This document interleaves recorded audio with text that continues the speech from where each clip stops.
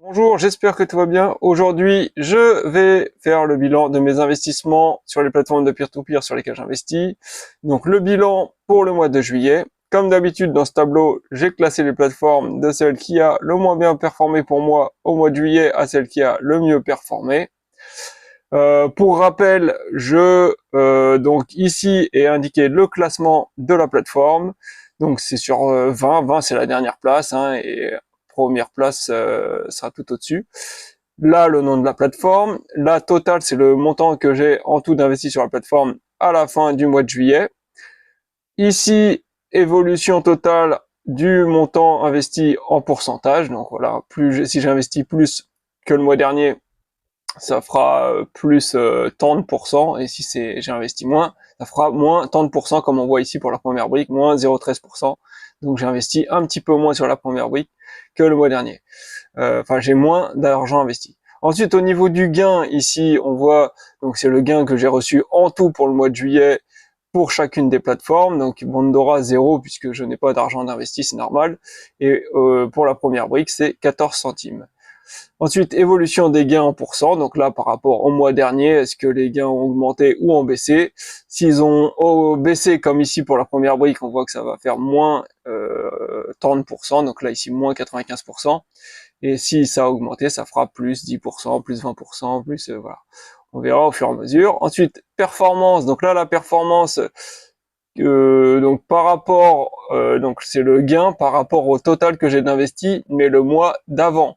Parce que comme d'habitude, hein, pour que ce soit plus cohérent, je compare les gains du mois de juillet, donc que j'ai reçu en tout au mois de juillet, au montant total qui a été investi le mois d'avant, puisque quand on investit de l'argent sur une plateforme de peer-to-peer, les intérêts commencent à être versés que un mois plus tard en général, au moins un mois plus tard. Donc voilà, pour que ce soit plus cohérent, pour que quand j'ajoute de l'argent sur une plateforme, ça donne pas une performance, une mauvaise performance le mois où j'ai ajouté l'argent. Je fais ce décalage-là et jusqu'à maintenant c'est beaucoup plus cohérent. Donc voilà le pourquoi du comment. Donc ceux qui veulent, qui cherchent à faire le calcul, voilà, il faut pas prendre ce montant-là, il faut prendre le montant que j'avais investi le mois d'avant, au mois de juin. Et ensuite là, le taux de défaut des plateformes, hein, qui est indiqué ici en pourcentage. Donc voilà, là il y en a pas pour la première brique, il y en a pas pour Bondora, mais pour les plateformes il y aura des prêts en défaut, ça sera indiqué ici en pourcentage. Donc on est parti, donc on a vu en 20e place Bondora. Depuis plusieurs mois, j'ai tout désinvesti, donc j'ai pas d'argent sur la plateforme, et donc forcément je gagne rien du tout. En 19e place, la première brique, avec 402 euros d'investi, c'est moins 0,13%, donc par rapport au mois dernier. Gain de 14 centimes, c'est moins 95% par rapport au mois dernier. Performance de 0,03% pour le mois de juillet.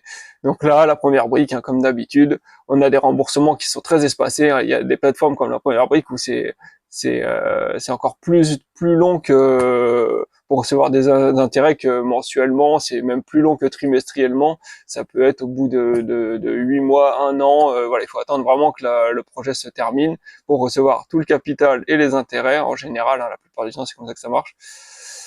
Et donc forcément, voilà, selon la durée du projet, plus les prolongations qui sont assez récurrentes là en ce moment sur la première brique, ça met un certain temps avant de récupérer son argent. Donc voilà, mais a priori pour le moment, pas de défaut sur mes projets sur la première brique, bien qu'il y ait pas mal de prêts qui ont été, de projets qui ont été prolongés. Ensuite, 18e place, Bondster, 184 euros d'investi, c'est 1,19% de plus que le mois dernier. 0,12 centimes de gain, c'est moins 36% par rapport au mois dernier. 0,07% de performance et 88,90% de défaut. Donc autant dire qu'une grosse partie de mon portefeuille est en défaut. Et donc ce qui explique pourquoi je gagne pratiquement plus rien, pourquoi la performance est mauvaise, et pourquoi je désinvestis tout ce que je peux dès que je peux. Voilà, il y a une petite augmentation puisque j'ai laissé les gains, je les ai pas récupérés, mais voilà, parce que c'est des tout petits montants. Ensuite, 17e place, October, 153 euros en tout d'investi, moins 17,95%. par rapport au mois dernier, 0,6, donc 6 centimes de gain, enfin 60 centimes de gain, 0,6 euros, on va dire, voilà. Ensuite, évolution du gain, c'est moins 27% par rapport au mois dernier, 0,29% de performance et donc un taux de défaut de 104,53%. Donc là, c'est... Alors pourquoi 104%? Ça peut paraître incohérent. En fait, c'est parce que sur la plateforme October, ils indiquent en perte et provision, ils appellent ça, tout le capital qui est en défaut, plus les intérêts qu'on est censé recevoir sur ce capital en défaut. Donc c'est vu que globalement à peu près tout mon portefeuille maintenant est quasiment en défaut sur October, hein, tout ce qui reste c'est pratiquement que des défauts. Euh, donc ça fait que plus ou moins 100% de mon portefeuille est en défaut, plus le pourcentage pour les intérêts qui sont en défaut aussi, quoi. Voilà. Donc bref, j'ai gardé le montant qu'ils ont indiqué en défaut pour le moment, et ça me fait du coup un défaut à plus de 100%. Bref.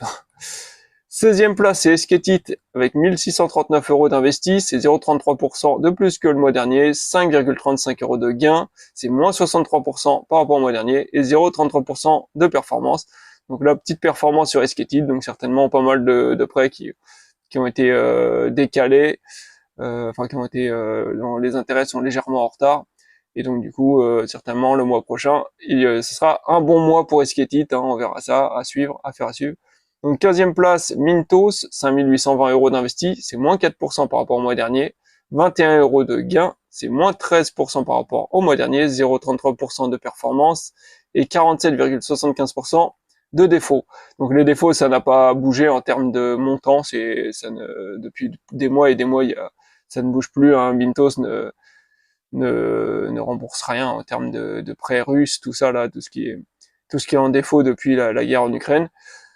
Mais par contre, tout ce qui est prêt après la guerre en Ukraine, enfin moi en tout cas dans mes investissements, ça se passe super bien. Mais ceci dit, je me vois pas continuer à investir sur une plateforme qui ne me rembourse pas une telle somme d'argent. Il y a quand même presque 3000 euros.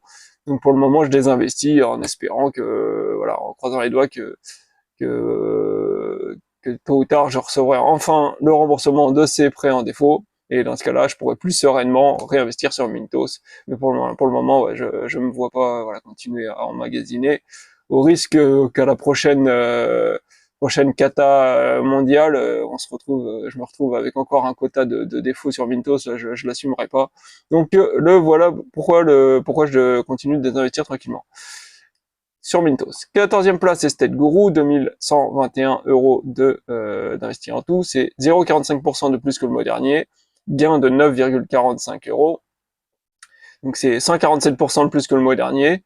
Donc je devais vraiment rien avoir touché le mois dernier. 0,45% de performance et un taux de défaut de 67,96%. 13e place, les entrepreneurs, 627 euros d'investi, c'est 0,34% de plus que le mois dernier.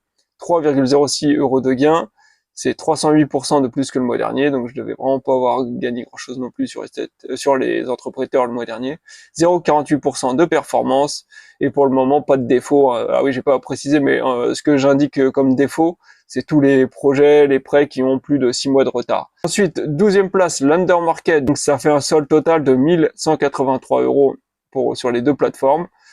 Ce qui fait moins 7,87% par rapport au mois dernier, donc j'ai légèrement désinvesti. Gain de 9 euros. Évolution des gains, c'est 9% de plus que le mois dernier. 0,59% de performance et un taux de défaut de 74%. 11e place, c'est PrêtUp, 109 euros en tout d'investi, c'est moins 10% par rapport au mois dernier. 0,81 centimes de gain, c'est moins 11% par rapport au mois dernier. 0,60% de performance, 94% de mon portefeuille en défaut. À la 10e place, c'est bien prêté avec 1003 euros d'investi, c'est moins 7% par rapport au mois dernier, gain de 6,85 euros, c'est moins 5% par rapport au mois dernier, performance de 0,64%. Là, j'ai fait une petite note là-bas. Tous les prêts en défaut ont été entièrement remboursés, hein. Donc, pour rappel, il y avait une société qui avait emprunté sur bien prêté, qui s'appelle Jim, je sais plus, à chaque fois je le répète, mais je m'en souviens plus, bref, mais qui a fait faillite. 9e place, Twino, 1381 euros d'investi, c'est moins 12% par rapport au mois dernier. Gain de 11 euros, c'est 14% de plus que le mois dernier. 0,68% de performance. et 6,51% de défaut. Donc ça, c'est les prêts russes. 8e place, Peerberry, 3412 euros en tout investi, c'est moins 11% par rapport au mois dernier, 28 euros de gain, c'est 2,80% de plus que le mois dernier, 0,76% de performance, 0,96% de défaut. 7e place, Robocash, 4582 euros d'investi, c'est moins 5% par rapport au mois dernier, 51 euros de gain, c'est 2,67% de plus que le mois dernier, 1,05% de performance, et pas de défaut. 6e place, Maclear, 1745 euros d'investi, c'est 7% de plus que le mois dernier, 17,9 euros de gain, c'est 16% de plus que le mois dernier, et 1,16% de performance, donc encore une excellente performance pour Maclear, comme chaque mois. 5e place, Néofinance, 1340 euros d'investi, 1,87% de plus que le mois dernier, 15,78, donc 15 euros de gain, c'est 1,22% par rapport au mois dernier, et 1,21% de performance. Donc excellente performance sur Néofinance, là pareil, ça fait plusieurs mois que j'ai une très bonne performance sur Néofinance. 4e place, Swapper, 979 euros d'investi, c'est 1,32% de plus que le mois dernier, 12 euros de gain, c'est 68% par rapport au mois dernier, et 1,33% de performance. Donc là, Swapper, excellente performance pour le mois de juillet. 3e place, CrowdPeer, 2058 euros d'investi, c'est 1,43% de plus que le mois dernier, 29 euros de gain, c'est 148% de plus que le mois dernier, et 1,51% de performance. Donc super performance sur CrowdPeer. Donc 2e place, Debitum, 8786 euros en tout d'investi, c'est 0,45% de plus que le mois dernier, 165 euros en tout de gain, c'est 124% de plus que le mois dernier, et 2% donc de performance.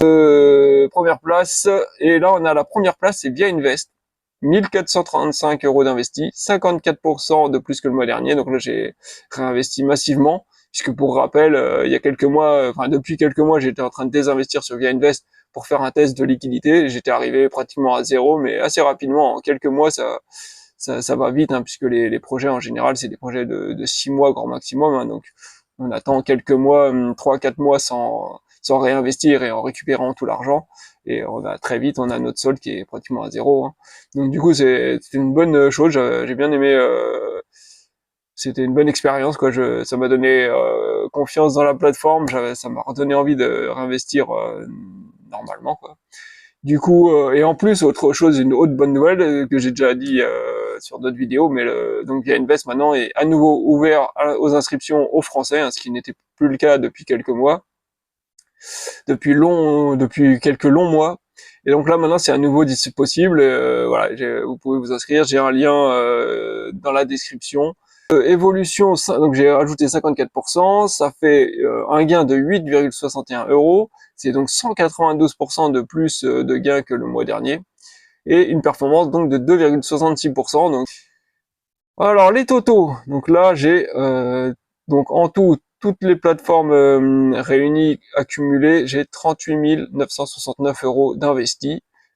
397 euros de gain, donc très très bon gain hein, pour le mois de juillet.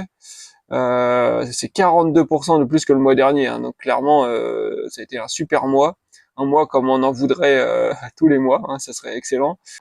Donc performance 0,96%, donc c'est une super performance, hein, presque 1% par mois, donc le fameux 1% que j'aimerais bien atteindre.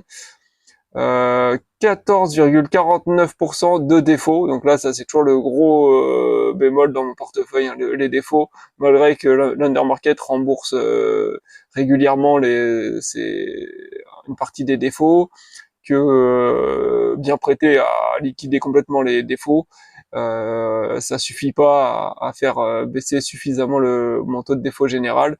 Parce que là, 15% presque, c'est énorme. Hein. Même 10%, je trouverais ça trop. On va dire que ce qui serait correct, ce serait autour de 5% de défaut, on va dire. Mais là, forcément, c'est sur Mintos et Estate Guru, là, les deux plateformes à L2, elles regroupent un pourcentage énorme de défauts et vu que ça bouge pas, c'est compliqué. Et là, donc, depuis le mois dernier, une nouvelle case que j'ai ajoutée, une nouvelle colonne, je veux dire, c'est gain total. Donc là, c'est vraiment le gain que j'ai fait en tout depuis que j'ai commencé à investir sur le peer-to-peer. Donc je rappelle, c'est depuis la fin d'année 2020 où j'ai commencé bien sûr avec quelques centaines d'euros, hein, c'était pas le même montant. Et donc j'ai tous mes gains accumulés au fur et à mesure. Là, c'est cashback compris, bonus, intérêt, tout ce que j'ai pu gagner grâce au peer-to-peer accumulé depuis le tout début. J'en suis à 14 237 euros. Donc voilà. Si je voulais à l'heure actuelle faire travailler uniquement mes gains, il faudrait que j'ai 14 000 euros en tout d'investi uniquement.